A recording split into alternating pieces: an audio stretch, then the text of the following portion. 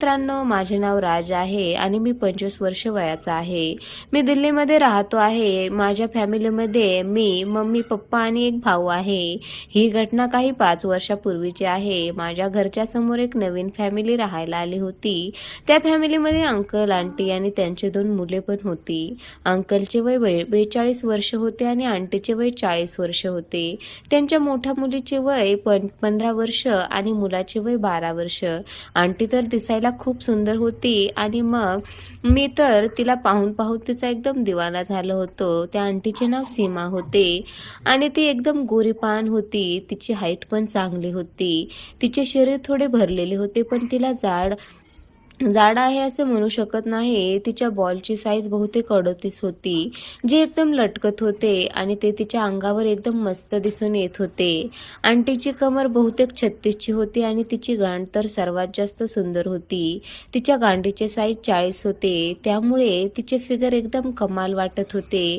तिच्या आजूबाजूला असणाऱ्या पुरुषांचा बुल्ला तिला पाहून एकदम ताटत होता आणि आणि होणार कसे नाही, ती होतीच इतकी सुंदर आणि सेक्सी.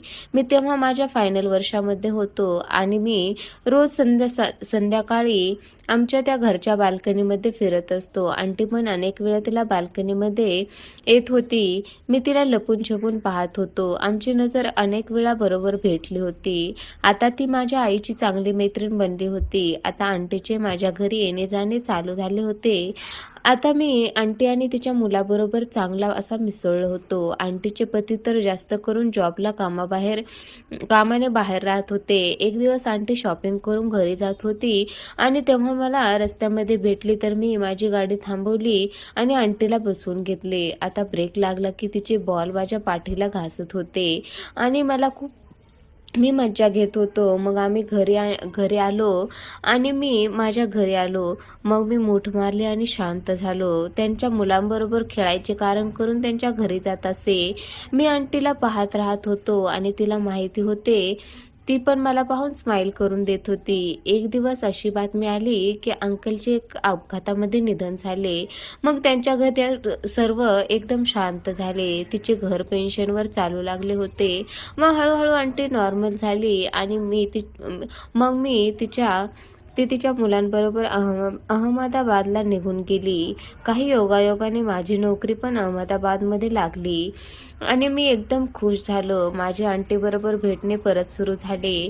ती माझ्यासमोर एकदम खुश राहू लागली. मग मी एक दिवस हिम्मत करून तिला फोन केला की मी तुम्हाला प्रेम करतो, लग्न करायची इच्छा आहे. तर ती ते ऐकून एकदम चकित झाली.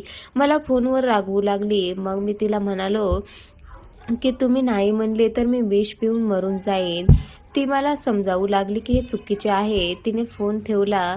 मग मी काही कॉल केला नाही. मग 4 दिवसानंतर कॉल आला आणि ती विचारू लागली, घरी का येत नाहीस? मी काही न बोलता फोन ठेवला आणि मग मी तिचा फोन उचलला नाही.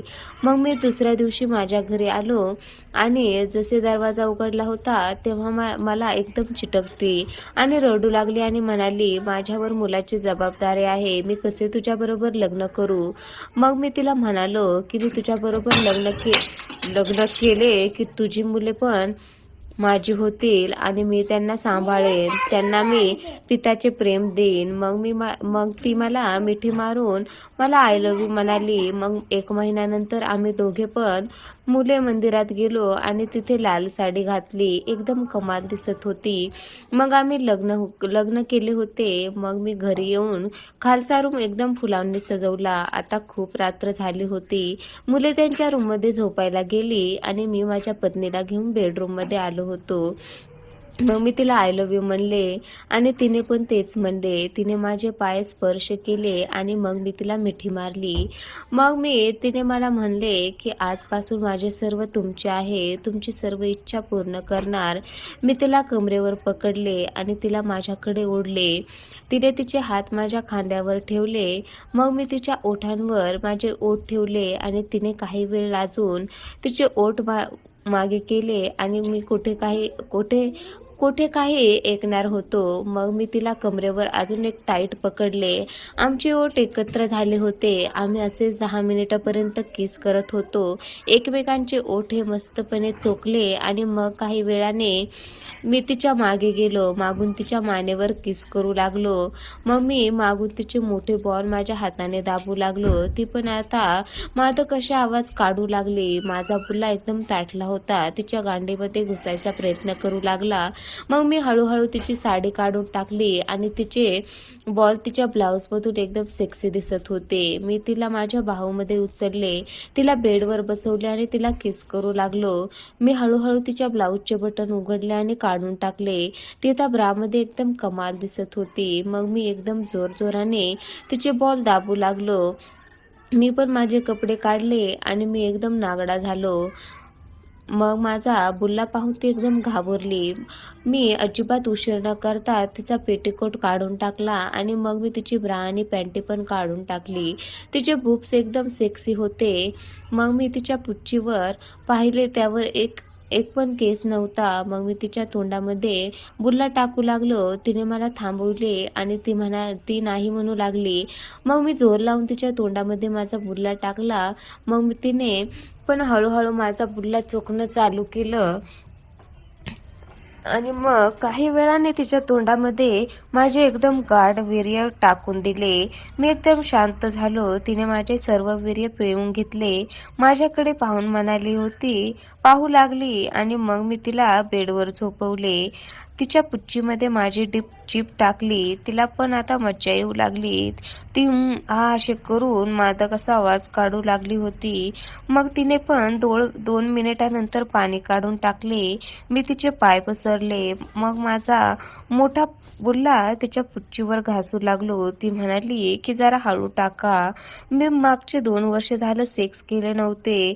मी तिला म्हणलो की तू अजिबात चिंता करू नकोस सीमा, आजपासून तुझी रोज सेक्स लीला होणार आहे. मग मी तिचे दोन्ही पाय माझ्या खांद्यावर ठेवले आणि माझा बुल्ला तिच्या पुच्छीवर सेट केला आणि एक जोराने ठोका मारला.